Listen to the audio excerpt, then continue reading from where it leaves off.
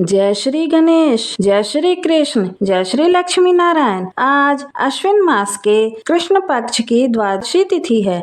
आज निर्जला एकादशी के व्रत का पारण का दिन है।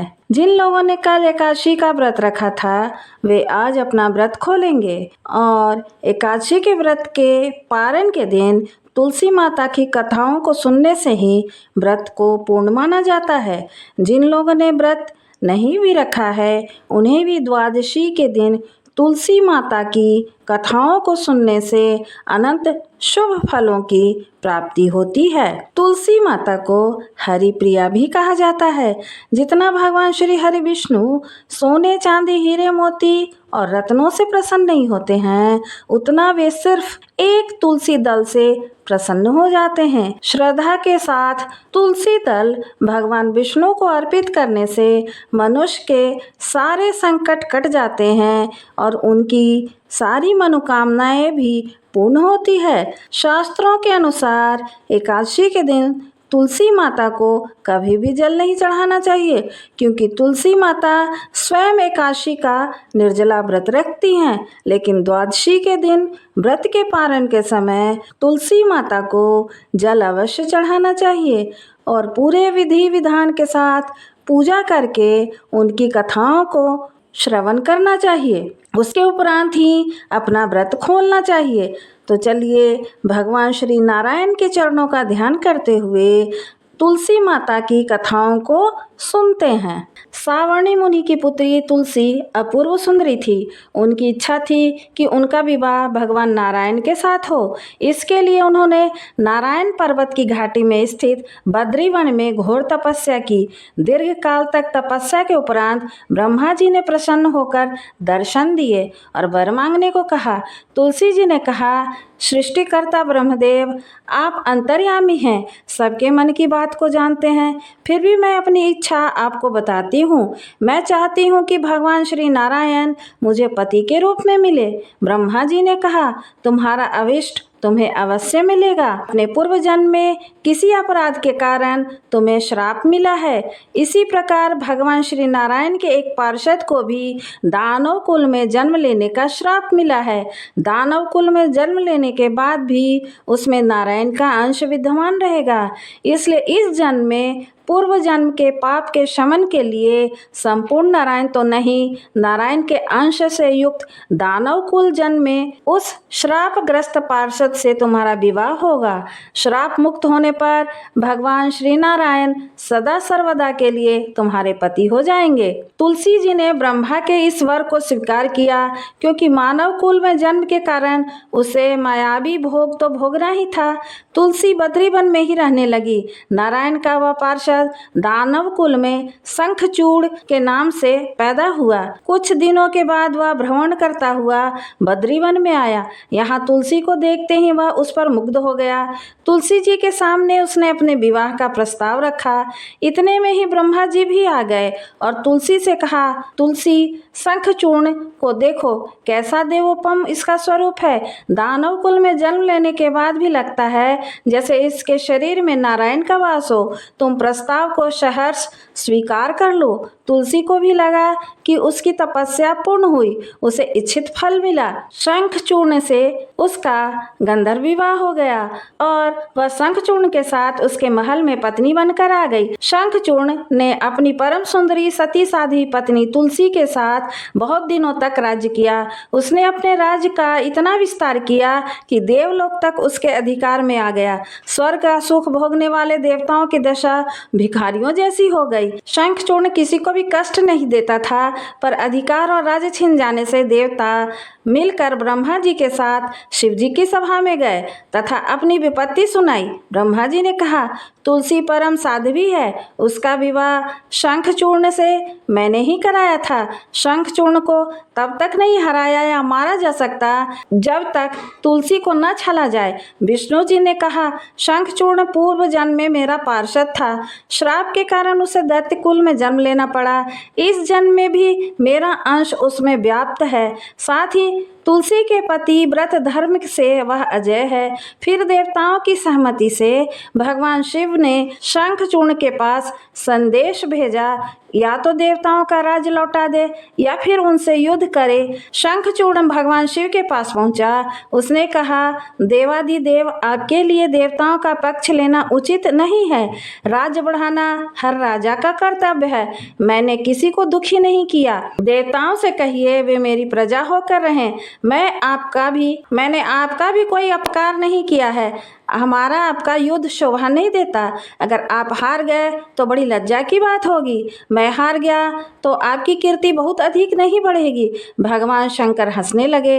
वे तो सब रहस्य समझते थे। तुलसी और शंखचूड़ के पूर्व जन्म के श्राप की अवधि लगभग पूरी हो चुकी थी। शिव जी बोले, इसमें कीर्ति और लज्जा की बात नहीं है। तुम देवों का राज लौटाकर उन्हें उनके पद पर प्रतिष्ठित होने दो। युद्ध से बचने का यही एक उपाय है। शंखचूड़ ने कहा, मैंने युद्ध के बल पर देवलोक जीता है।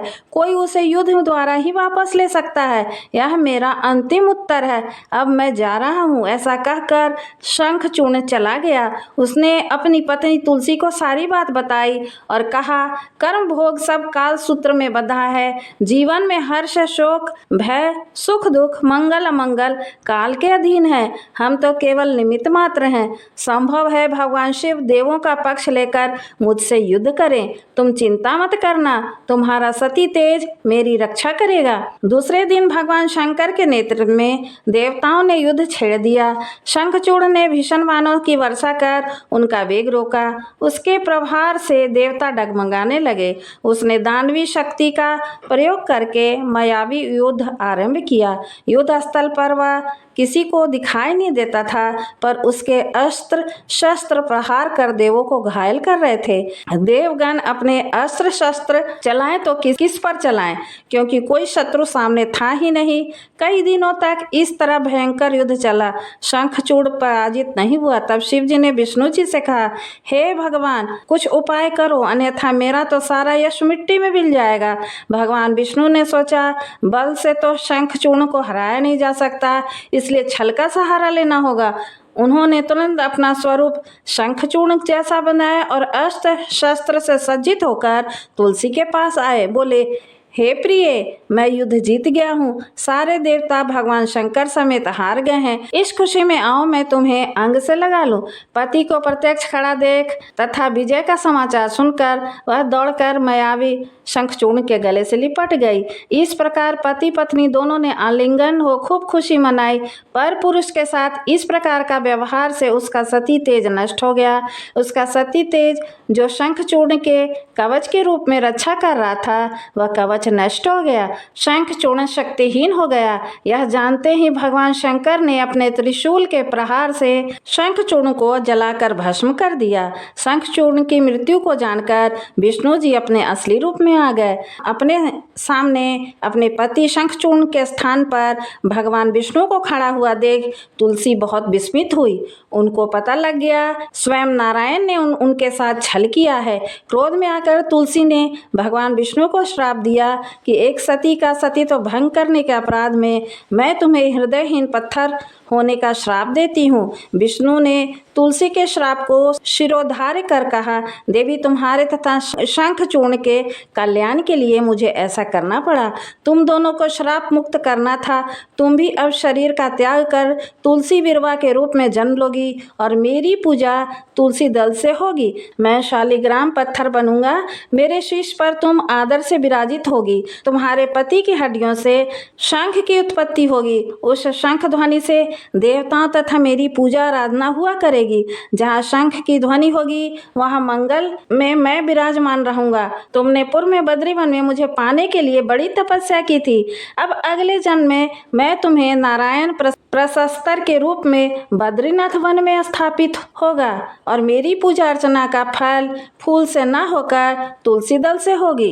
अब मैं अगले जन्म में नारायण प्रशस्तर के रूप में बद्रीवन में स्थापित होऊंगा और मेरी पूजा अर्चना फल फूल से ना होकर तुलसी दल से होगी। मेरे शीश पर विराजमान होकर तुम मुझसे भी ऊंचा पद प्राप्त करोगी। श्री तुलसी शालिग्राम भगवान की जय। श्री बद्रीनाथ भगवान की जय। अब सभी मनोकामनाओं को पूर्ण करने वाली तुलसी माता की कथा को सुनते हैं। एक गांव में एक बुजुर्ग महिला रहा करती थी। वह प्रतिदिन पूजा पाठ किया करती और रोज माँ तुलसी का बीरवा जल से सींचा करती थी। वह बुजुर्ग महिला रोज तुलसी माता से कहती, हे तुलसी माता सबकी दाता, मुझे बहू दे, पीताम्बर की धोती दे, मीठा मीठा ग्रास दे, बैकुंठ में बास दे, चटक की चाल दे, पटक की मौत दे, चंदन का काठ दे, रानी सा राज दे, दाल भात का भोजन दे, ग्यारस की मौत दे और कृष्ण जी का कांधा दे। वह बुजुर्ग महिला रोज पूजा करती, रोज बीरवा को सींचती और रोज यही बात कहा करती। तुलसी माता बुजुर्ग महिला की बात सुनकर धीरे धीरे सूखने लगी। तभी भगवान श्री कृष्ण जी ने देखा कि तुलसी माता सूख रही हैं। भी एक दिन भगवान श्री कृष्ण तुलसी माता जी के सामने प्रकट हुए और भगवान श्री कृष्ण जी ने तुलसी माता से पूछा कि हे वृंदा, तुम सूख क्यों रही हो? सभी महिलाएं तुम्हारी पूजा करती हैं और तुमको रोज जल से सींचती हैं, लेकिन फिर भी तुम सूखती जा रही हो। इसका कारण क्या है?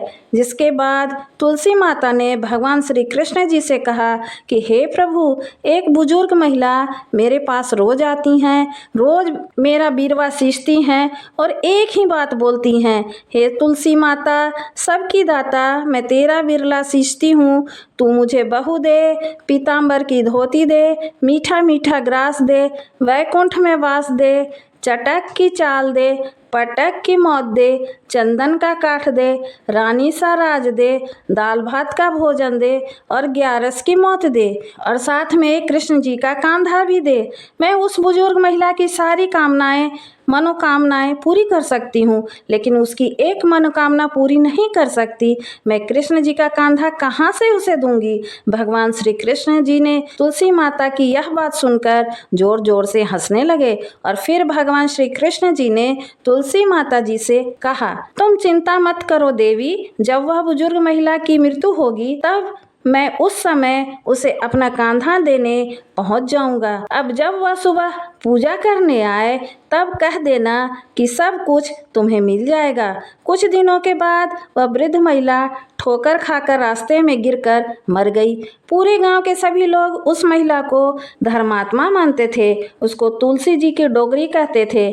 उसके परिवार में कोई भी नहीं था, इसलिए गांव वालों ने ही उसके अंतिम संस्कार करने की योजना बनाई और उसे नहलाकर जब कुंठी पर बैठाने के लिए उठाने लगे तो उसका मृत शरीर इतना भारी हो गया कि उसे कोई उठा ही नहीं पाया। यह सब देखकर वहाँ सभी लोग तरह तरह की बातें करने लगे। कहने लगे कि यह इतना पूजा पाठ करती थी, हर समय माला फेरती थी, इसलिए यह इतनी भारी हो गई है। वहीं पूरे गांव में चर्चा होने लगी कि डोगरी माई कोई भक्ति नहीं करती थी, यह छल कपट करती थी। हम जिसे धर्मात्मा समझते थे वह पापी है जो किसी से भी नहीं उठ पा रही है, यह इसके कर्मों की सजा है। इधर भगवान ने सोचा कि मेरे भक्तों की निंदा हो रही है, इसलिए भगवान ने बूढ़े ब्राह्मण का वेश धारण करके वहां पर आए और वहां पर जितने भी लोग इकट्ठा हुए थे उनसे पूछने लगे कि यहाँ पर इतनी भीड़ क्यों लगी है। लोग कहने लगे कि यह डोगरी माई मर गई है और पाप इतना था जिससे यह उठ ही नहीं पा रही है। सब उठा कर थक गए। तब ब्राह्मण जी ने कहा, मुझे एक बार डोगरी के कानों में कुछ कहने दो, फिर वह देखो कैसे उठती है। तो सभी लोगों ने कहा कि आप भी प्रयास करके देख लीजिए।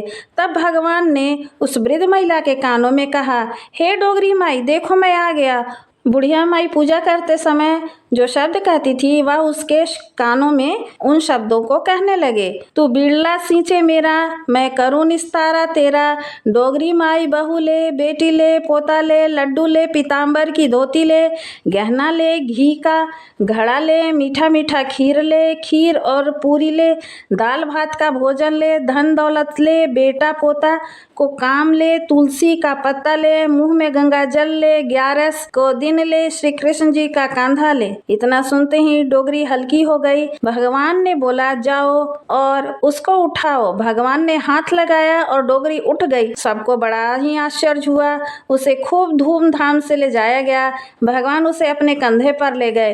पूरे गांव में उसकी चर्चा होने लगी, जिससे उसको मुक्ति मिल गई और वह बैकुंठ चली गई। सभी लोग देखते रह गए। सभी लोगों ने देखा कि शमशान घाट तक तो ब्राह्मण साथ ही आया था, लेकिन अब वह दिखाई नहीं दे रहा है। इससे लोगों ने समझा ब्राह्मण कोई और नहीं, स्वयं भगवान ही बूढ़े ब्राह्मण के रूप में आए थे।